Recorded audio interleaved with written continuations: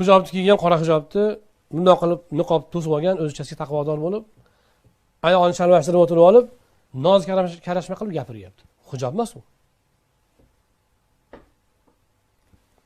Tor narsa kiyib olgan. To'g'ri, hamma badan to'silgan.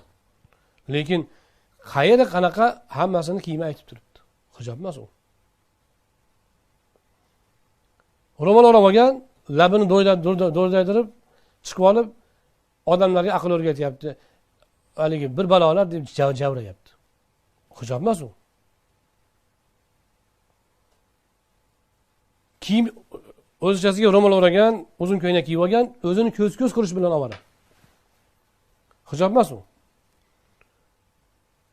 Ba'zi birlari bor, hali Facebookda aylanib chiqib qoladi. Ro'mol o'ragan, kiyimni kiygan, kechirasizlar endi. Yuzni to'sgan, yuzni to'sib oladi taqvo qilib. Lekin qomatini rasmga olib tashlayapti. Mana bizning qomat mana bunchalik. Xardor bo'lsa marhamat. Hijob emas u. Hijob bu to'silish. Ya'ni kiyimini erkakni fitnaga soladigan narsasini to'shish. Mana shu hijob bo'ladi. Ovozi avratmi desa, agar oddiy gapirsa avrat emas, lekin nozik karashma qilsa, birovni fitnaga soladigan bo'lsa, u avrat hisoblanib qoladi.